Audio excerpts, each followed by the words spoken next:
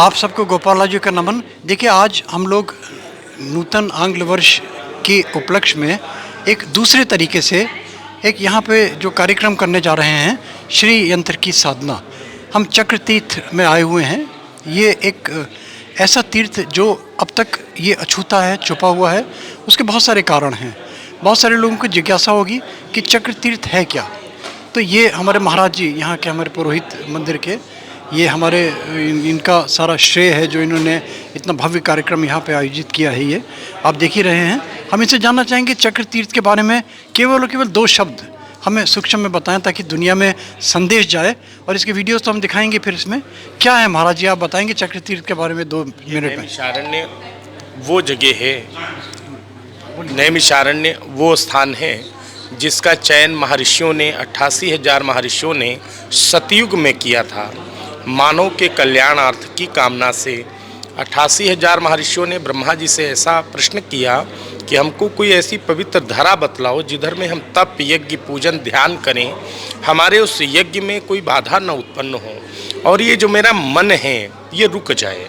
भगवान ब्रह्मा ने भगवान नारायण की आराधना कर अपने मन रूपी चक्र को प्रागट्य किया। ब्रह्मवैवर्त पुराण में उल्लेख आता है, एतत् मनोमयम चक्र मया सृष्टि विसर्जति। ब्रह्मा ने अपने मन को प्रागट्य किया, महर्षियों को मार्गदर्शन कराया कि ये चक्र जाकर के जहाँ सृष्टि में रुक जाए वो सबसे पवित्र धरा होगी।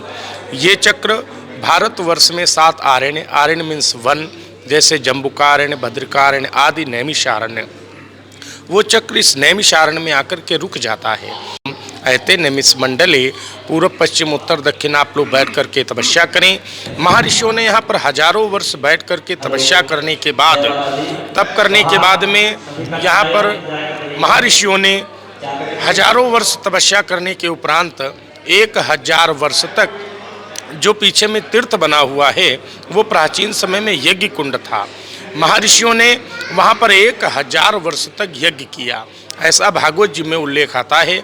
श्रीमद् भागवत के प्रथम स्कंद के प्रथम अध्याय पर 4th श्लोक आता है, नैमिषे अनमिक्षेत्रे ऋषयः शौनकादया सत्यम स्वर्गाय लोकाय सहस्रशम आशत।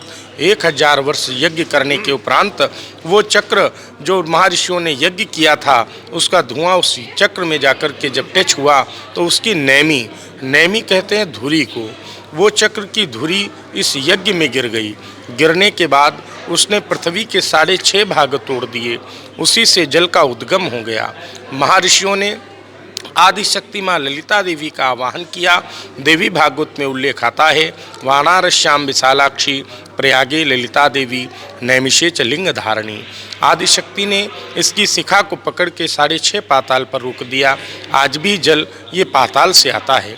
ये इतना सुंदर और पवित्र जल है जिसकी महिमा ब्रह्मवैवर्त पुराण, देवी भागवत और भागवत में आती है। ब्रह्मवैवर्त पुराण में उल्लेख आता है, जो मानो यहाँ पर तीर्थ का स्नान व मार्जन करते हैं, नैमिषे चक्र तीर्थेषु स्नात्वा भरत सत्तमा सर्व व्याधि विनिर्मुक्तो, उसकी सांसारिक सारी बाधाएं, कष्ट दूर हो जाते हैं। ब्रह्मलोकोच मह्यते, जिसने जीवन काल में कभी दान धर्म यज्ञ जप न किया हो, वैसा भी मानव अगर स्नान कर लेता है तो ब्रह्मलोकोच मह्यते, उसे ब्रह्मलोक की प्राप्ति होती है। भगवान नारायण ने नामकरण किया, नैमी यहाँ पर चक्र की श्रीण हुई और आरण्य नाम का वन था, तभी इसका नाम पड़ा नैमी प्लस आरण्य, नैमिषारण्य। सूत जी ने यहीं पर सत्यनारायण की कथा सुनाई है, आप घर पे सुनते हैं। उसका स्टार्टिंग प्लेस नैमिषारण्य। एकदा नैमिषारण्य ऋषयः शौनकादया परपोक्ष मुनियम सर्वे सूतम पौराणिकम खलु। रामचरितमानस में तुलसीदास जी ने लेखन किया है, तीर्थ वर नैमिष विख्याता अति पुनीत साधक सिद्धिदाता। आप सभी को नैमिषारण्य से बहुत बहुत आशीर्वाद। आने वाला नया वर्ष आप सभी के जीवन में मंगलमय हो, ऐसी कामना पंडित भास्कर शास्त्री, नैमिषारण्य धाम। महाराज जी, आपसे 2-3 प्रश्न हैं। एक तो यहाँ कोई पर्व है, कोई मेला है, कब तीर्थ यात्री आते हैं, नंबर 1। नंबर 2, यहाँ पे कुल अगर हम मंदिर देखें तो कुल कितने मंदिर हैं यहाँ पे। और नंबर 3, ये स्थान क्या ये गवर्नमेंट एडेड है, ये प्राइवेट है, कोई संस्था है आपकी, कोई आपका ट्रस्ट है? यहाँ से जो आपकी एड्स आती हैं कैसे, यहाँ की पूर्ति कैसे होती है? और तीसरी जो अंतिम चीज़ आपसे पूछना चाहता हूँ कि यहाँ पे क्या ये पितृ विसर्जन के लिए, पितृदोष शांति के लिए भी उपाय किए जाते हैं, और यहाँ कितने मंदिर हैं कुल? लगभग 1-2 मिनट में आप क्या इस विषय में कहेंगे?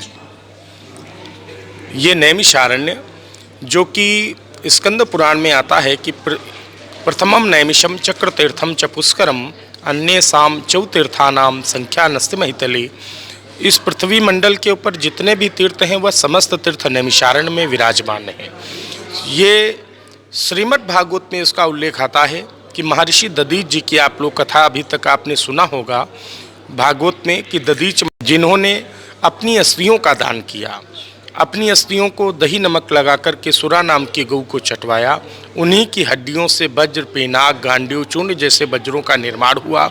उसी एक चूर्ण जैसे वज्र से वृत्तासुर नामक दैत्य का वध हुआ। अगर यहाँ पर हम देवताओं की बात करते हैं तो यहाँ पर 88,000 महर्षियों ने तप किया, 33 कोटि देवता और 3.5 करोड़ तीर्थ विद्यमान हैं।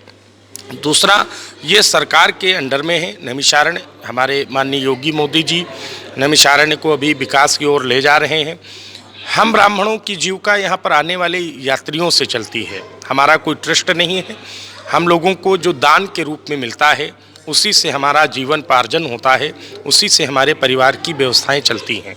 नैमिषारण्य हम लोग ऋषियों की जो धाराओर है उसको चला रहे हैं। सनातन की यहीं से स्थापना हुई। नैमिषारण्य में ही 88,000 महर्षियों ने मंथन कर, और जैसा अभी आपने कहा कि ये पितृ विसर्जन, पितृ मोक्ष कब होता है? मनुष्य के पास धन जहाँ जितना हो उसकी कभी पूर्ति नहीं होती। अन्न से ही उसकी क्षुधा का निवारण, माने भूख तब उसकी शांत होती है जब वो अन्न खाता है। इसी प्रकार पूर्वजों की 3 गया हैं। चरण गया गया जी, पितरों के चरणों का पूजन गया जी बिहार में, पितरों का पेट नैमिषारण्य में, और पितरों का कृपाल बद्रीनारायण में। बद्रीनारायण में नैमिषारण्य नहीं है, गया जी में नैमिषारण्य नहीं है, लेकिन नैमिषारण्य एक ऐसा प्लेस है जहाँ पर गया भी है और बद्रीनारायण भी स्थापित है। तो यहाँ पर अपने पूर्वजों का पिंडदान, पूर्वजों की पितृदोष का निवारण माना जाता है। यहाँ पर अपने पूर्वजों के निमित्त जो भी यहाँ पिंडदान, अन्नदान, तर्पण आदि करते हैं, उनके पूर्वजों की क्षुधा का निवारण होता है। पूर्वजों की क्षुधा माने भूख। पूर्वज जब भूखे होते हैं तभी हमारे परिवार के ऊपर कष्ट आता है। पूर्वज यहाँ पर तृप्त हो जाते, अक्षय तृप्त हेतवे। यहाँ पर हमारे जो पूर्वज हैं वो यहाँ पर तृप्त हो जाते हैं, और पूर्वजों की तृप्ति से ही हमारे वंश की वृद्धि होती है, परिवार की वृद्धि होती है, और देवताओं की कृपा बनी रहती है। शास्त्र कहता है पहला ऋण देव ऋण, देवताओं का ऋण, दूसरा है ऋषि ऋण, और तीसरा है पितृ ऋण। देवताओं के गुरु हैं ऋषि और ऋषि के गुरु हैं पितृ। पितृ प्रसन्न होने से समस्त सांसारिक सुविधाओं का हमें भोग होता है। पितृ नाराज होते हैं, हमारा जहाँ जितना बड़ा व्यापार हो वो अपने आप धीमे धीमे नष्ट होने लगता है। हमारे बच्चे जहाँ जितना भी पढ़ने में आगे हों वो धीरे धीरे अपने विद्या कार्य में वो जो है ढीले पड़ जाते हैं। हमारे यहाँ परिवार में आपने कोई भी बात कही उसमें कलह होने लगती है, बीमारियां परिवार में किसी न किसी को ग्रसित करती हैं। ये पितृदोष का कारक है। नैमिषारण्य में आइए, नैमिषारण्य में अपने पूर्वजों का पिंड श्राद्ध करिए, अपने पूर्वजों के लिए यज्ञ करिए, अपने पूर्वजों के लिए ध्यान करिए कि वो उनका ऐसा चिंतन करिए कि यहाँ पर आकर के जप करें। जप, दान और श्राद्ध करने से पूर्वजों की आत्मा को शांति मिलती है। ये वो प्लेस है। बहुत बहुत धन्यवाद आपका। आपने देखा, और आप साथ साथ यहाँ के हमारे नैमिषारण्य के जो हमारे यहाँ के जो भव्य आपका कुंड है वो भी, उसके भी दर्शन हो रहे हैं। साथ साथ कोशिश करिए कि मंदिर के भी दर्शन कराऊं। और मैं समझता हूँ कि पूरी कहानी आपको पूरा इसके इतना विस्तृत शायद गोपालाजू मोटिवेशनल वीडियोस के अलावा शायद कहीं आपको और मिलता हो। अब देखिए हमारा कार्यक्रम शुरू होने जा रहा है। ये हमारा अकल्ट परिवार मिलन का एक भाग है जिसमें हमने प्रयास किया है कि क्यों ना नववर्ष, नूतन आंग्ल वर्ष को हम शुरू करें एक नए तरीके से, भगवान के नाम से, श्री के नाम से। इसलिए श्री यंत्र की साधना यहाँ पे जो कर रहे हैं ये हमारे पंडित जी हैं, आप इनके दर्शन कर लीजिए। ये विशाल गुप्ता जी, ये बस धर्म कर्म में लगे हुए हैं। बाकी सब हमारे सब साथी लोग हैं। ये हमारे अर्जुन भाई हैं, ये भी सब सहयोगी हैं। इस तरीके से हम लोग अपने साथ जुड़े हुए हैं एक दूसरे से। सीताराम।